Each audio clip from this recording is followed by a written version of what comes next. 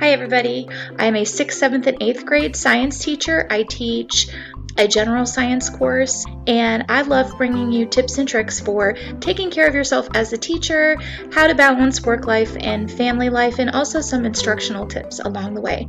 So welcome. Today's video is going to be all about teacher self-care. I did a presentation for our local leadership conference. It's called NERISA, and I did not get an opportunity to share everything during that workshop due to time constraints. So today I wanted to go ahead and put out my full presentation on here. The materials that I'm going to present today will be linked in the description box, and you're welcome to use these materials for your own school district. If your district wants to do something on self-care with the teachers, please take anything. These materials are yours. I really just want to help people, especially right now during this pandemic. It's really important that we support each other and offer each other resources so that we can all stay sane while we're taking care of our students.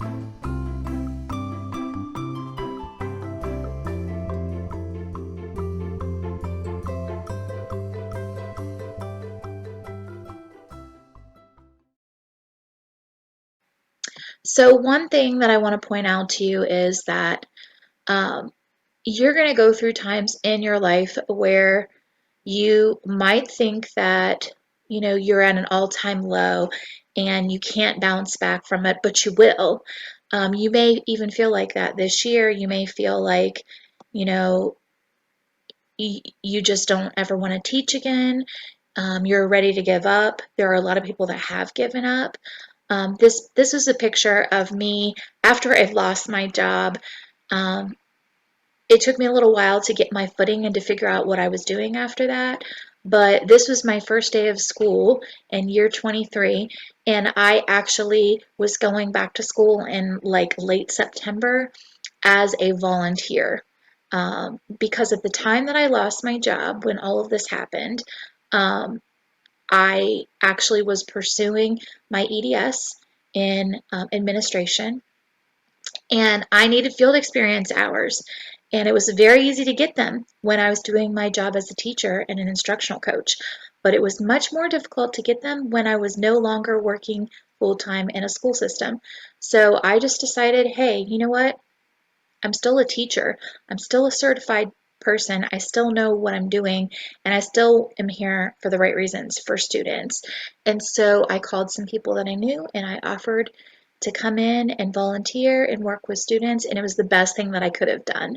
And in doing that, because that was something that brought me joy, I was going in, I was spending time with the students. There were no expectations being set for me at that time. Anything that I did was going to be help to them, and so there was really a low pressure. It was a low pressure situation for me, and it was a great opportunity for me to just go in and just enjoy being with the kids and do what I trained to do and just heal. And so I want to say to you that no matter where you're at right now with pandemic teaching and learning, however low you feel and however down you might be on the profession with everything that's happening, you can come back. You will come back. And you'll always be a teacher as long as you don't actually give up on your career. You can do this, and you can heal, and you can get back in the classroom, and you're going to be fine. So I want you to think about your own personal situation right now. I want you to think about whether you can relate to being overwhelmed in your own life. And, what did you do about it? What are you doing about it? And what are you doing to take care of yourself?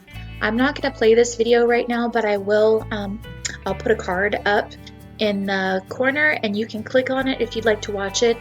This is a statistic video about teacher stress and well-being, and I want to emphasize that a lot of teachers feel like self-care is not valued by the people that are in charge of them.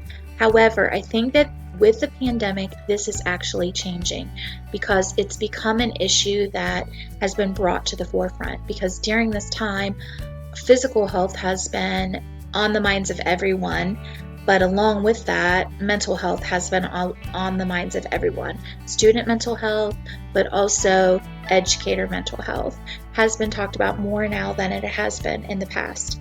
And I think it's so vitally important that if we're caretakers, if we're in a caretaker type of position or a service type of profession, that we're constantly filling ourselves up so we have something to give out. But this video talks about the statistics of the numbers of teachers that have thought about leaving the profession or are actually leaving the profession. But this video, interestingly enough, was actually done a couple of years ago. And so when you put that into perspective, the statistics here are startling because we know that they're greater now than they ever have been. So just something to keep in mind. If you're one of those people, try to hang in, try to reinvent yourself, try to hold on until we get through this season of education and see where we're at on the other side before you make a decision that will completely alter your career. These are the articles that I was telling you about, and I will link them down at the bottom. There's one on teacher well-being linked to student well-being. And also, this one is on teacher stress and how students learn when they're being taught by teachers that are under high stress. This one is talking about teaching experience and the well-being of teachers. And it was interesting because it talks about how teachers that actually have more experience sometimes tend to have more stress because of the difference between education when they started and education, where they're currently teaching. So just something to think about when you are, like if you are an administrator and, you're dealing with a good balance of new teachers and veteran teachers, just thinking of the perspective of the veteran teacher when you're introducing new initiatives and giving everyone a chance to be successful regardless of their experience or background with whatever you're doing. This one down here is about making online teaching less isolating for both teachers and students. And this fifth one is great if you are an administrator or a teacher leader. It talks about creative ways to help your staff take care of their well-being during this time. And then the sixth article is all about managing your stress during pandemic teaching. All right, this video is about the 2020 Teachers of the Year and ways that they practice self-care. And I really enjoyed this. It's a very short video, but the thing that stood out to me the most about it was how a lot of the teachers are like, well, it's just really hard to do. Like, I'm not really doing it as much as I should. And sometimes I think the thing that we need to remember is some of the most successful people have a problem with self-care because they are putting everything into their dreams and their career and taking care of their students, doing what's best for students, which we always hear all the time, right? That's the mantra, do what's best for students. It is important, but you can't do what's best for students if you never do what's best for yourself so that you have what you need to give away to other people. I'll let you watch that on your own. It's linked in the description box.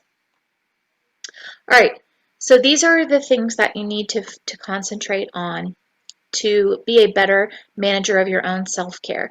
First, you need to be aware of when you are lacking in self-care, like when you're starting to feel sick, whether that's physically or mentally, you need to know the signs for yourself and be aware of it. Taking care of your body with nutrition, physical activity, and sleep. Organizing your workflow so that you're more efficient and you have time for yourself, and making sure that you avoid unhealthy ways of coping with stress. Also, connecting to other people and having gratitude and positivity in your life. All right, so this next slide, slide 45 in the presentation that's linked below, this is a mindfulness book, and it's called Mindfulness for Teachers, Simple Skills for Peace and Productivity in the Classroom. And I like this because it actually uses neuroscience as the basis for the activities that are done in here. And these things can be done with your students, but they can also just be good things for you to think about yourself. So this book is by Patricia Jennings and Daniel Siegel, MD. They collaborated on it, and it's a great book for you with many practical things that you can do in your classroom. Many of you may have heard of the Calm app. Those are just like 5-minute meditations that you can do. Any type of meditating that you do, you don't have to be a person of faith to connect to the spiritual aspect of yourself. Everybody has a spirit, whether you believe in a certain religion or not. And so if you don't currently have practices that you use, prayer or any other type of meditation, anything like that, there are many ways that you can still connect to your spiritual side that will help you with self-care. So I encourage you to figure out what works for you, what you're comfortable with. Um, there's the 10% Happier podcast that you can listen to. I'll share that with you.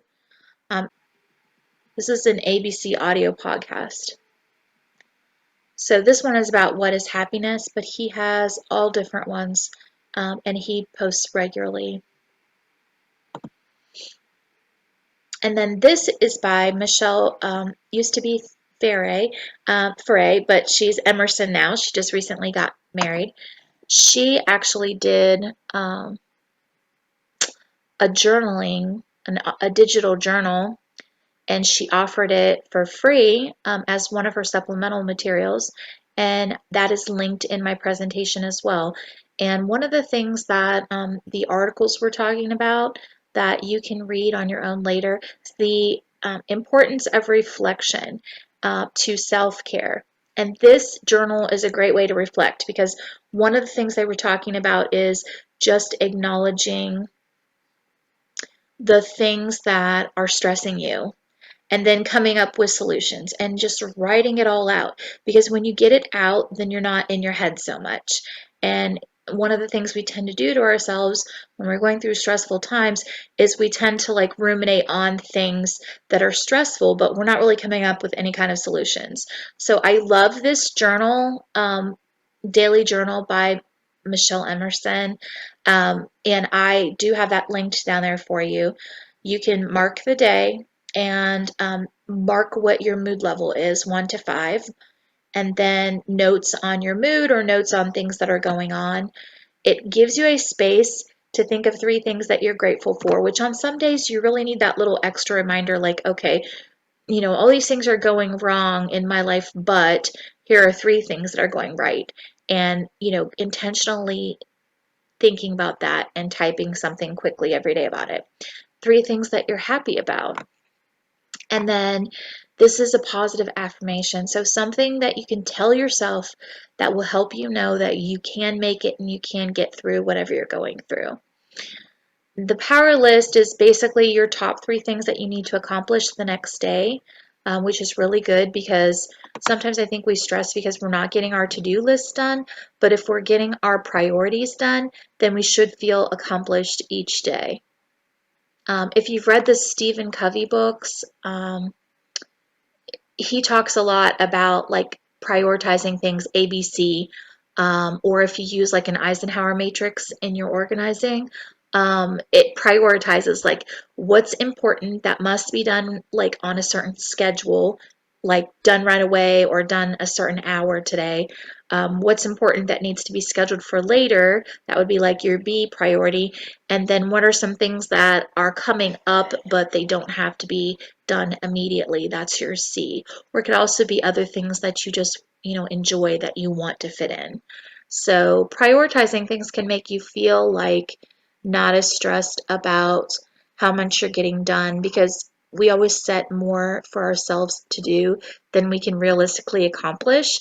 So knowing if you had a good day or not is in part understanding like what was really important for you to get done today. And are you stressing about things that in the long run are not going to be that huge of an issue? Or are you really stressing about something that is like a main priority of yours? And then that kind of helps you like narrow in on, do I just need to let it go? Or, tell myself that's okay, I can do it tomorrow, I can do it next week. Or is it something that you really need to find a solution for? Things you accomplished that day, that's big because you're giving yourself positives to think back on, so that the other things that are bothering you, hopefully that will balance it out a little bit. Things causing you stress, it gives you a place to list them. And then these are your thoughts, so you can like do a brain dump out what you're thinking, look at it, because sometimes just looking at what you're thinking about will make you realize, hey, I don't need to be thinking that way about this, and help you make some positive changes to your thought process. And then ideas could be like solutions for your problems. So really, like, I like to do this. When I do it, it takes me like maybe 10 minutes. And, it's just a nice thing to do at the end of the day.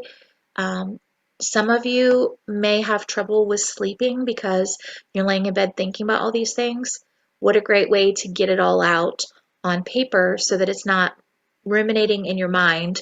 And then you can put it away, you can put it off to the side, and you can look at it again the next day when you get up and think about the things that you need to get done, and how to solve whatever is on your mind at the moment at the start of a new day.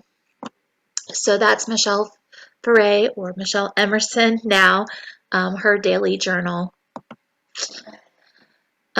This is also a list of spiritual practices here, which I won't go into, but there's different options for you that you can look through if you're looking for something, searching for something as a spiritual practice because you're not currently participating in any, or if you are already a person that has a particular faith and you just want to look at some different things that other people do, that's something that you can do.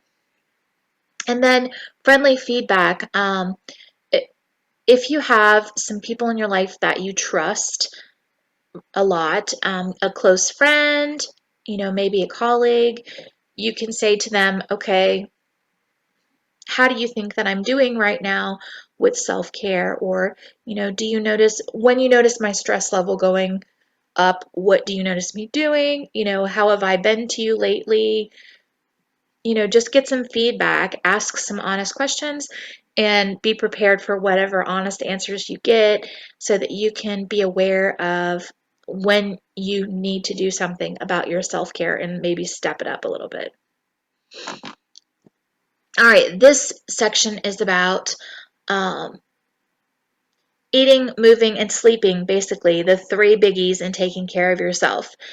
I'm currently seeing, as you might have heard in some of my other videos, I'm seeing a nutritionist, and I'm seeing a like a health coach kind of person, a healthy lifestyle coach, because I'm getting ready for a big knee surgery coming up in the next year, and I'm trying to slim down a little bit, but just get healthy in general for the surgery.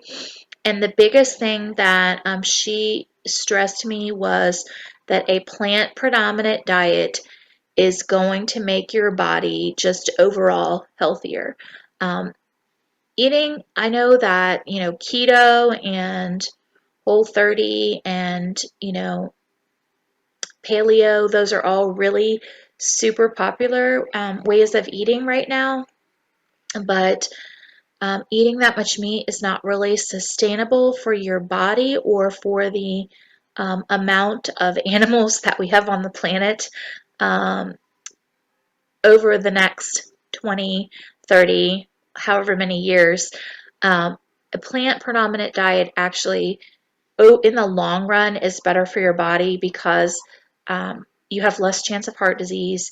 You have less inflammation in your body, which inflammation is one of the things that causes many major diseases and is linked to cancers and diabetes and all different kinds of things, insulin resistance. Overall, you're going to feel better and you're going to have less stress. And eating is actually kind of like, it can be a vicious cycle with stress, because sometimes you can eat foods that make you feel, comfort because of your emotional attachment to memories that you have. But if the food is not good for you, if it's junk, if it's processed, if it's like a lot of white flour and, things like that, then that causes you to have inflammation in your body, which makes you feel bad, which makes you have more stress, which makes you eat the wrong things more. So you have to break the cycle. And focusing on a plant predominant diet. And I didn't say vegetarian, although you can go vegetarian if you research your proteins and make sure you're getting enough balance in what you're eating. But by plant predominant, I just mean that on your plate, the majority of what you're eating should be plant-based. And then, whatever meats you're eating, leaner meats and a smaller portion. She was saying, think of it like a clock, and it's like um, 2/3 of your plate should be nuts, grains, fruits, and vegetables.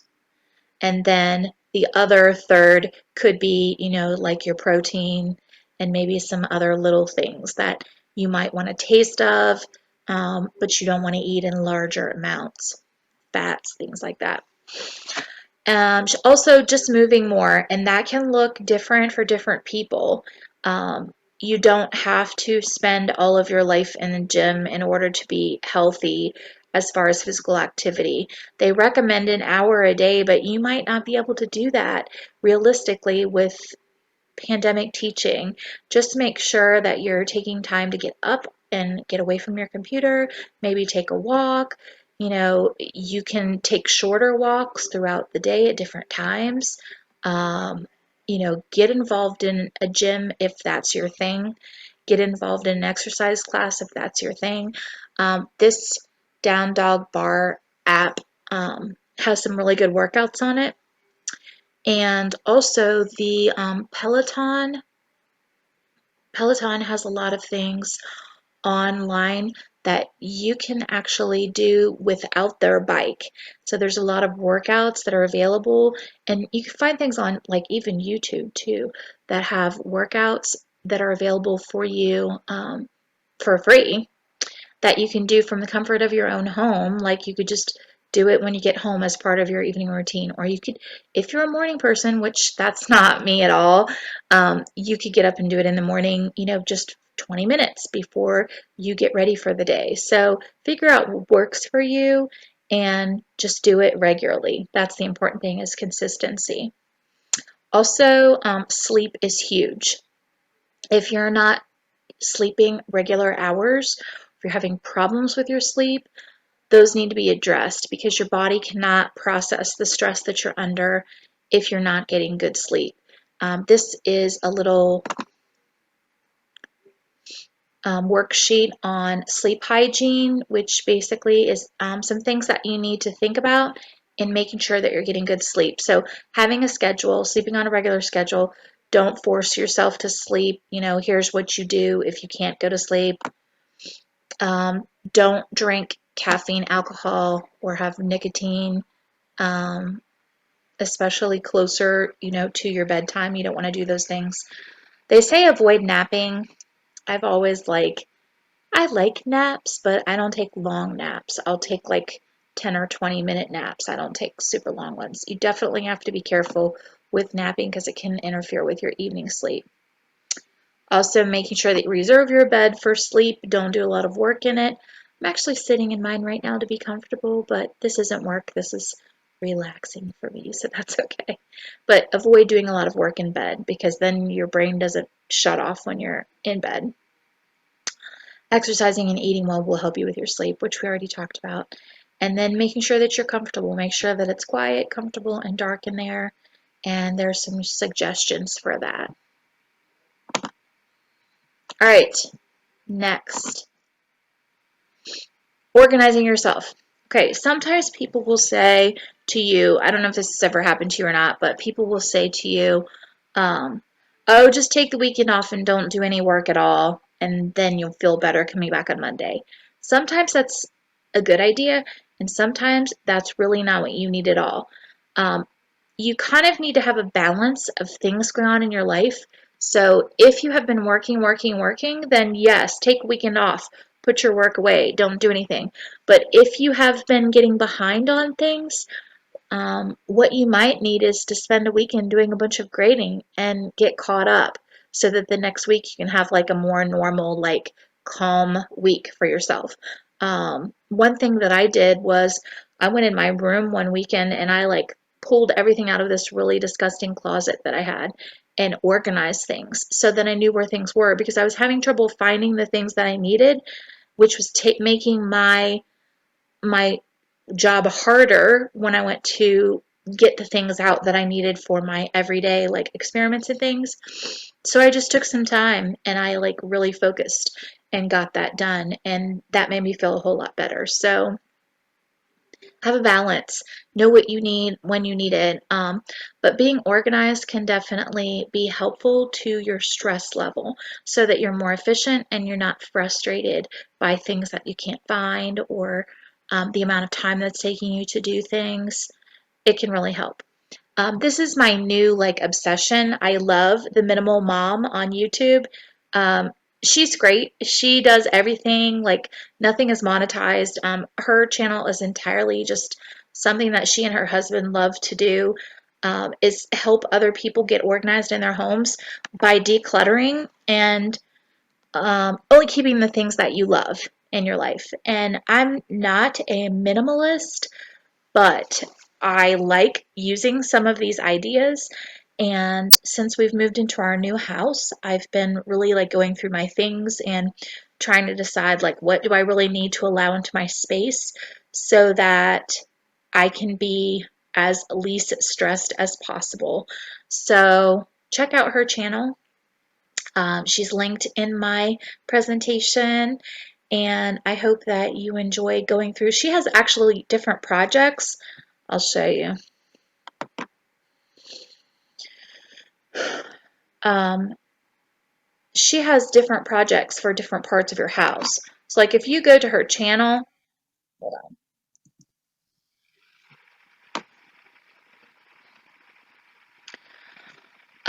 This is like where to start if you're a beginner in minimalism.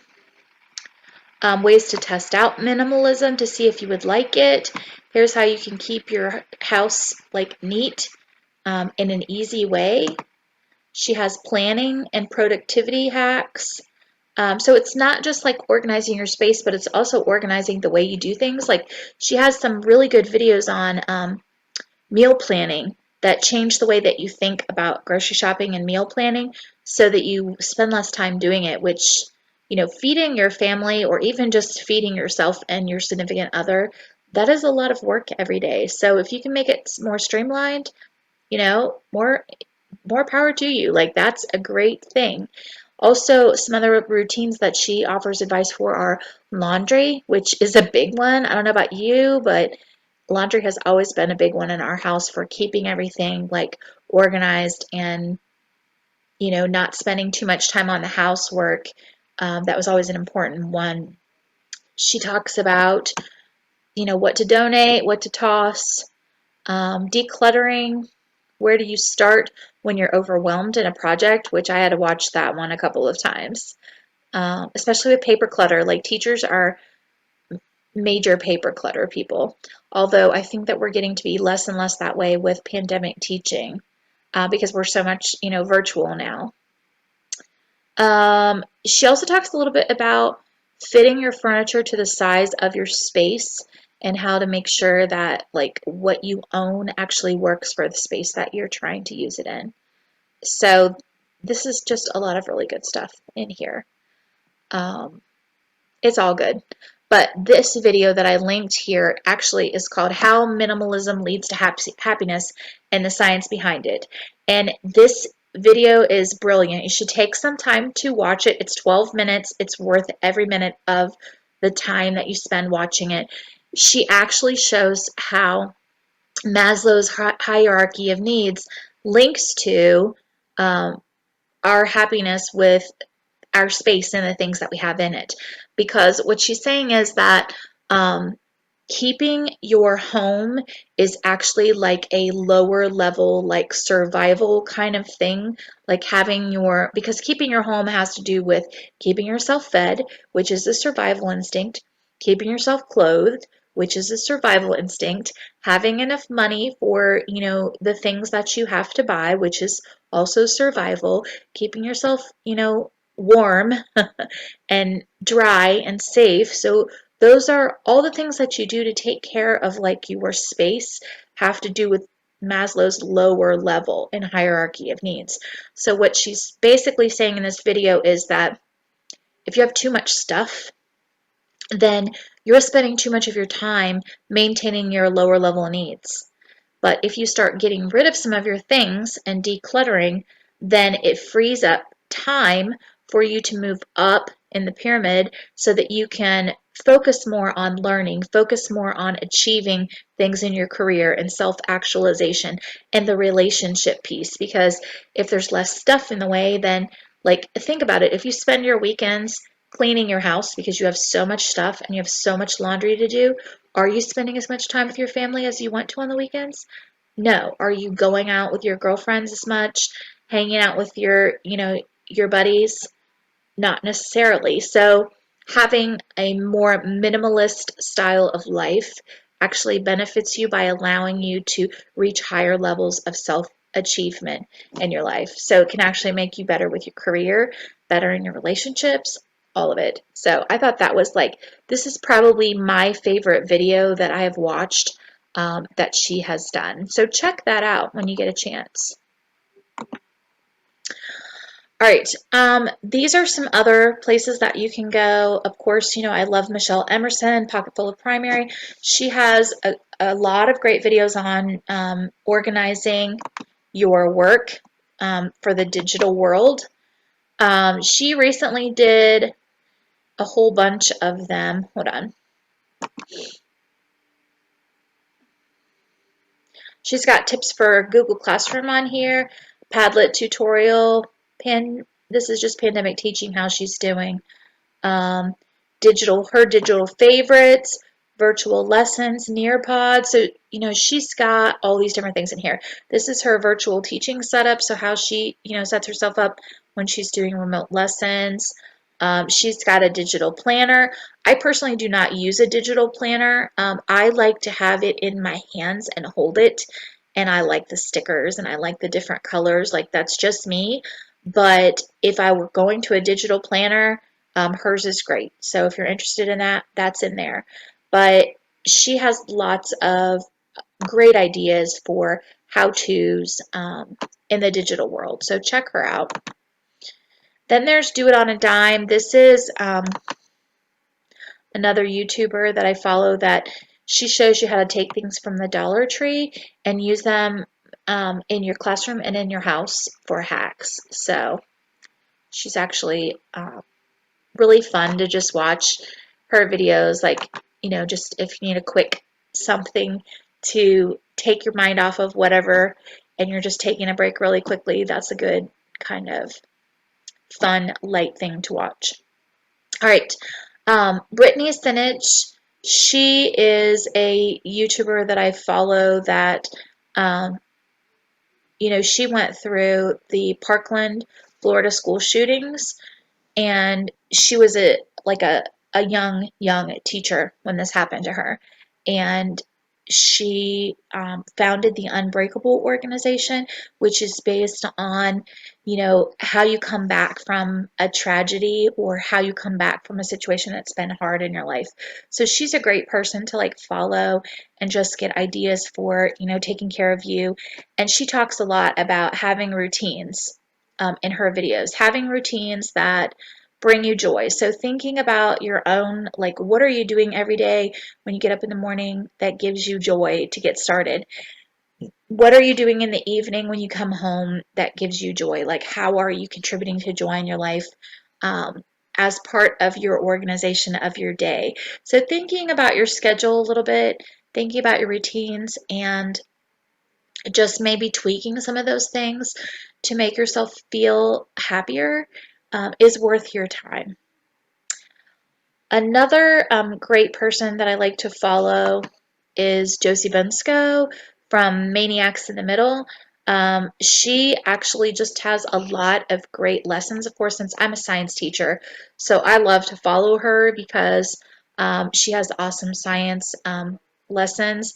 And depending on what you do for your particular subject area, or if you're listening to me and you're an elementary teacher, you have all the subjects probably, possibly. So you might follow different people. If you follow Josie is connected to other people from different subject areas that you will also come into contact with. I follow her on Instagram, but I also follow her blog. So just giving yourself some other influences that you can go on here and you can find classroom information. She's a teacher paid teacher seller, but not all of these teachers actually sell their materials. She offers a combination. She offers sellable materials and she offers free things as well. And a lot of your teacher paid teacher sellers also do that. So some of her things are sponsored because she's been around for a little while, but like this one, for example, this is merge cubes, and merge cubes are fascinating. I have not started to use them yet. I'm only just exploring like how to use them, but I've watched her use them, and sometimes like when you're as a teacher, like you get in a rut, and just having these people that you can follow online to give you like a fresh little something that you can try can help you to continue to grow and learn and reinvent yourself and meet the needs of different students that you have in your classroom. So I would highly suggest following Josie Bensko from Maniacs in the Middle, or any of the people that she's connected to from the Get Your Teach On community. She's fabulous. So she was actually Illinois Teacher of the Year last year. All right, so unhealthy coping mechanisms. A lot of times when you think about like the way that people deal with stress in an unhealthy way, you're going to think about like the big ones like alcohol, drugs, right? Or, relationships that are not so good for you. But also, you know, as teachers, we tend to like keep it pretty much like in the middle because we have to maintain our public relationships and our PR and everything, but we still can fall into some of these traps. One of the biggest traps is overspending. Like if you're stressed and you go for retail therapy, once in a while that's okay, but if you have a habit of retail therapy and then that's creating you more stress, then that is something that you need to be aware of, and it's not a good coping mechanism. So think about what else you can do that will be better for you. Overeating, if you eat when you're stressed because you're stressed, then that's not good for you. If you're sleeping a lot, that's a sign of depression. So get the help that you need. Talk to people, get a counselor, get a friend to talk to, get a mentor to talk to, or, go get a professional to talk to if you need to. But if you're sleeping too much, that's something that you need to be aware of is you're either, you're either engaging in an unhealthy coping mechanism or there could be something wrong with you physically that you need to have checked out by a doctor. So that's a warning sign. Another warning sign, and teachers are famous for this, is overscheduling. When there's something that's really stressing you, and I tended to be like this, and this is how I like had my like moment of clarity when I lost my job a few years ago, was that I just kept adding more things to my schedule because it was like I'm a good person, right? And I'm doing things for other people, so it's okay. But too much of a good thing is not a good thing. So if you are constantly saying yes to every opportunity, every committee, every event, you're constantly like the one that's like, you can't be in something and just like be a supporter, but you have to always be the leader. That puts a lot of stress on you. And that's a sign that you're overscheduling yourself. And sometimes we overschedule ourselves when we have things that we don't want to deal with because if we're too busy to think about those things, then sometimes that's easier temporarily than actually processing and dealing with the hurt or dealing with the negative, whatever it is that we need to deal with. So overscheduling is another one that it's an unhealthy coping mechanism. And there are articles here about all of these things and suggestions. Um, this one just talks about, what are the signs? How do you know? And what do you do when you find out that you are an overscheduler? But I hope that those things will be helpful to you. So check those out if any of those things sound like they could be you. The last one that I'm going to talk to you about today is connection, gratitude, and positivity. We just had Thanksgiving, and I know some of you were not able to see your families because of COVID-19, and I'm sorry that that happened to you. Others of you went ahead with your activities, but maybe modified them. That's what my family did. You may have had smaller numbers, or you may have had to have your gathering outdoors or whatever. But however different things might be this year, it's so vitally important that you are aware of who's in your circles. And this is what I'm talking about. So in the middle, we have you, right? You have different circles of people, and the different circles of people in your life, you need to have full circles for each level of your life so that you have a good support system. So think about, and maybe even take the time to sit down and write out some of these. Like, who is in your inner circle? Like your close family, your significant other, and maybe like a best friend or two could be in your inner circle. This could even be like a pastor or something like that. Then you have friendship circles, and these are like your good friends that you see more frequently. Then you have your, people that you feel like you could talk to about things that are going on in your life, and you don't have to be like fake, right? You can be real with them. Then you have your participation circle, which is like your circle of colleagues, people that you work with regularly, people that you see regularly in your everyday life, the people that you have to like interact with when you're doing things in your everyday regular lives. So that could be like a boss. Some of you might see your boss like more towards the inside, or some of you might have a boss that's more in this level. So it really just depends on your particular working relationships that you have. But whoever you see more. And then you have your outside, which is your exchange, which would be like, the bank teller, or, the people that you see in the Starbucks drive-through when you go there regularly to get a coffee, whatever. Your business and services people that you see regularly, but you're not really close to them. You just know sort of them. You need to recognize, first of all, which circle different people are in your life, and you need to treat them accordingly. So, the people you'll find that in your life, that if you are nurturing these most innermost levels more, that you're going to feel more fulfillment in your life. So spending time, you need to spend quality time with the people that are in your inner circle.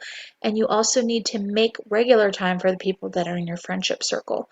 Then these people that you're participating with, you just need to get along with them. Be cordial and get along with them. But you don't have to have expectations of them, that would be similar to your more inner circle friends. And the people that are in your exchange level, the way that you treat them is often a reflection of how these other things are going. When we talk about gratitude is an important practice that we shouldn't just do at Thanksgiving time. It's something that we need to do on a daily basis, that focusing on the things that are going well in your life every day actually helps build pathways in your brain that are more positive, so that when things go wrong, your brain's not going to go automatically to the negative. It's going to go, okay, well, that's going like this, but also there's this in my life, so it's going to be okay. You can train your brain to think in a positive way, or you can train your brain to think in a negative way. So, do you automatically think the worst about a situation, Or are you usually able to balance it out with a positive? If you can balance it out with a positive, then there's a good chance that you're focusing on positives in your life, and those people are usually people that are focusing on things they're grateful for. So intentionally having gratitude for the things that are going well in your life is a practice that can retrain your brain to go to the positive, which can help you eliminate more of the stress that you might be experiencing in your life over things that you really can't control. The last thing I do want to say about positivity, positivity is not the same thing as ignoring problems. And sometimes, when we talked earlier about valuing people and understanding that everybody has their own struggles and there are things that are going through, expecting people to be positive all the time is not healthy. It's not healthy by any means. We need to be able to be comfortable with people sharing who they really are, and understanding that there's going to be good days and bad days for each person, and just being understanding with each other, giving each other grace, especially right now. We all need it. We need extra patience from each other. We need extra just space and time to breathe. And maybe sometimes we need people to lower their expectations of what we can be for them, to each other, because of what we're going through during this pandemic. But that's true all the time. The pandemic has really just brought some of these things to light, I think, that we really needed to deal with anyway. And so I guess that I would say that's a positive about 2020, is that we have all realized the importance of taking care of ourselves, and how that impacts the people around us, and how that either enables us to be better for other people and enables us to be better teachers, better human beings for our family, or if we're not taking care of it, then it actually takes away from what we're able to do for others. So positivity does not take the place of dealing with negative things that are happening in your life. Please do not just keep going and pretend like everything's okay. If everything's not okay, it's okay to be real. Find your people that you can trust, that you can share with: mentors, friends, counselors, doctors, whoever, a pastor. Find your people that you can work through those things with. You have to feel things, and you have to go through things and process things. If you don't, you'll end up like I was, and something major will have to happen before you actually take the time to take care of you. So please take care of you. Here are 50 ways that you can nurture yourself and take care of yourself. I hope that one of these ways will spark some ideas for you, and that these resources will be helpful to you. Like I said, please take, steal, use any of this material. If you would like to use my presentation, make a copy of it. It is fine. Please use it. It's yours. And spread the word to other teachers, other professionals, about the importance of taking care of yourself. Thanks everybody for listening. I hope you enjoyed this today. I hope that you found some good resources that can help you take care of yourself and help you spread the word to other individuals to take care of themselves too. I hope everybody's enjoying your holiday season. If you have any questions about these resources, or you would like clarification on anything, all of my contact information is in the description box. I am Charlotte Ludoff from The Trauma Informed Teacher, and thanks for tuning in today and listening to my video. Leave me a comment below and let me know how you liked it and what else you would like to see next time. Bye everybody!